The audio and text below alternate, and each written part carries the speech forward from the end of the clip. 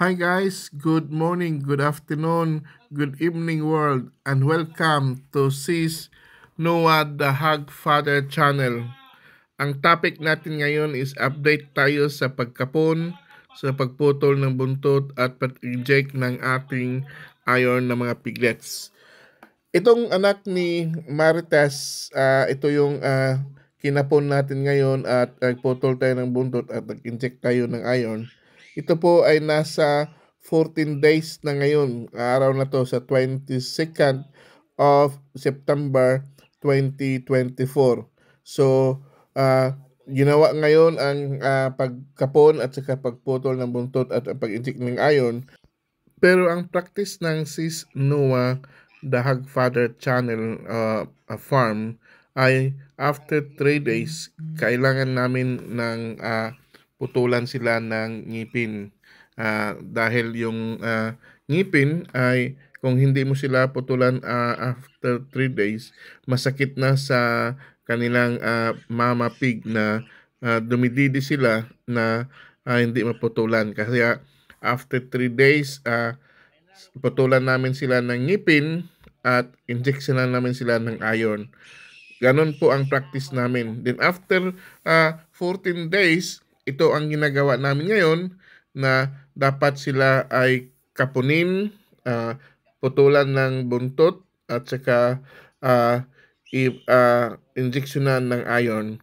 Ang tanong kasi sa mga bakit bang kailangan na dapat putulan ng kapunin ang ating baboy. According naman kasi sa ating mga na-research na dapat talaga putulan ng buntot ang ating mga baboy para po yung makontrol po ang kanilang yung kagatin nila, yung kanilang mga buntot nila. Ngayong to control tail beating behavior.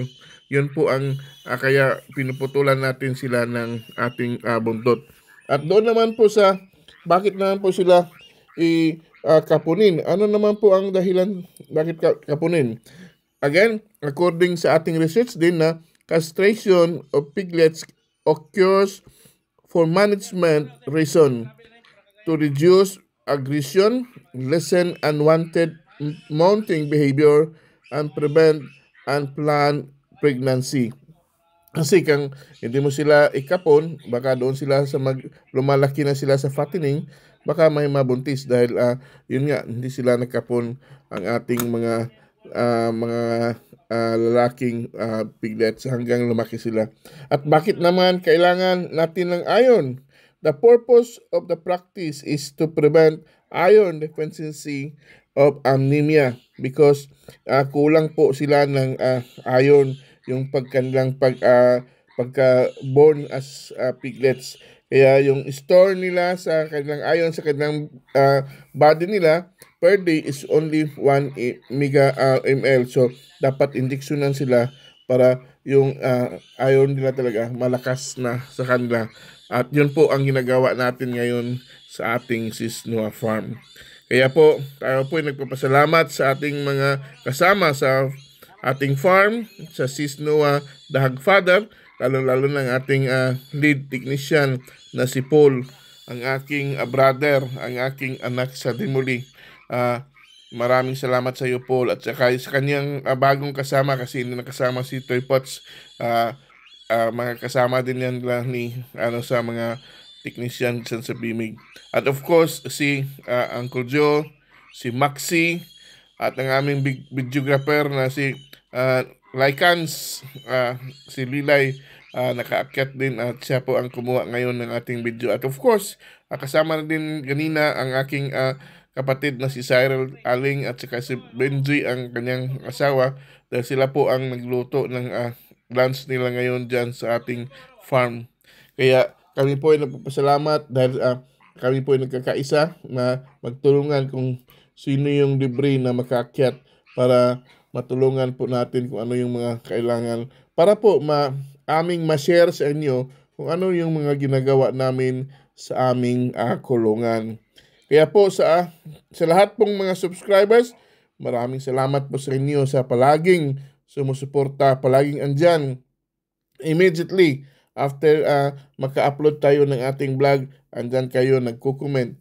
Kaya po sa dumadaan lang, sa nakapanood ng ating vlog, pwede lang like and comment and subscribe. So, wag nang i-share para tayo wala nang problema. Basta ang sa akin lang subscribes, like and comment. Okay? Shout out tayo sa ating mga subscribers, lalong-lalo na sa ating mga bagong subscribers kay Asis Kalayo Vlogs, kay Province Life Backyard Farming, kay Jumper Vlog, kay Jingvel's Adventure,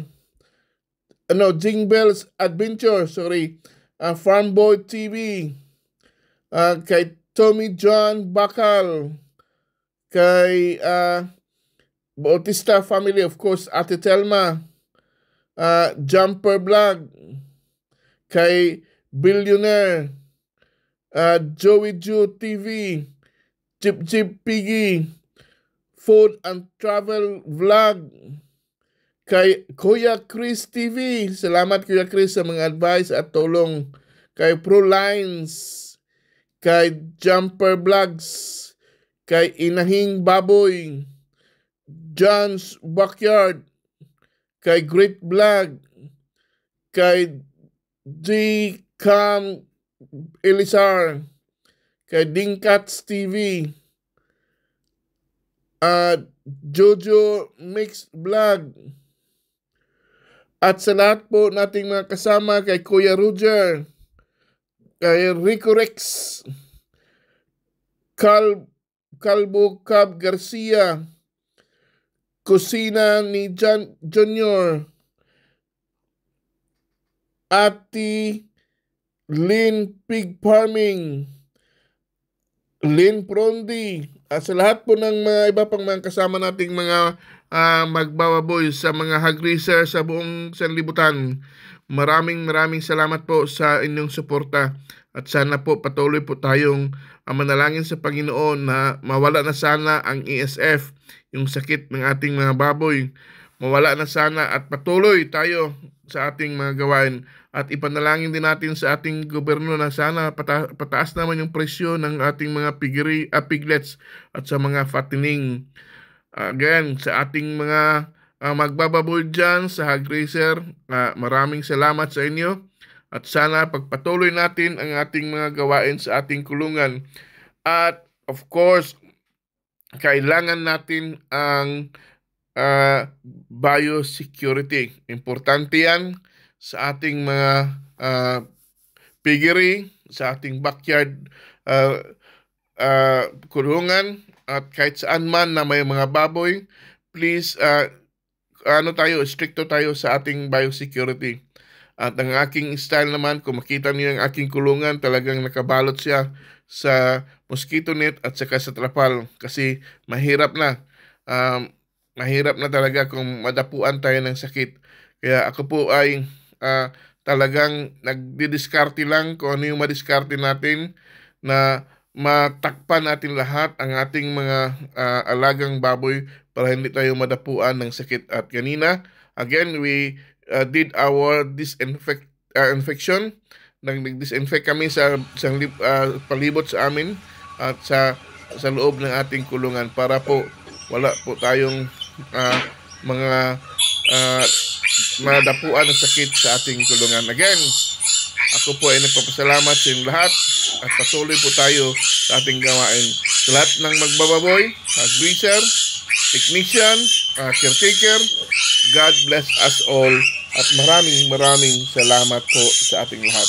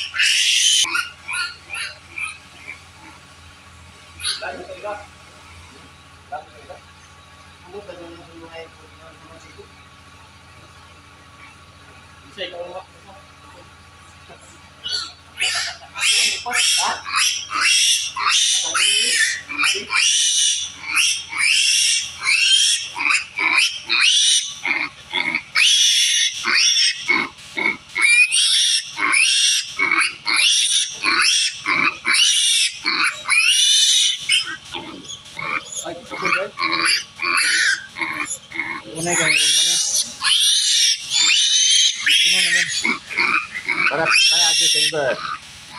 Sunod na naman. December. Hindi na ikuan. Para party. Dati ninay. Na.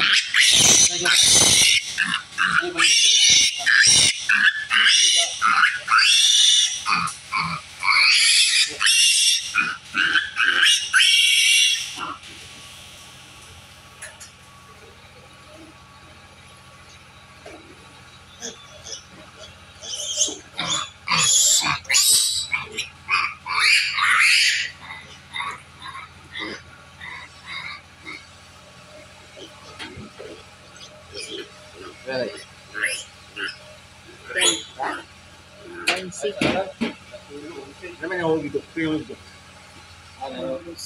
Wala? Lucy. Ikaw na yung isa. Oo. Ito yun na yung isa sa bulsa. Isa na lang, isa na lang.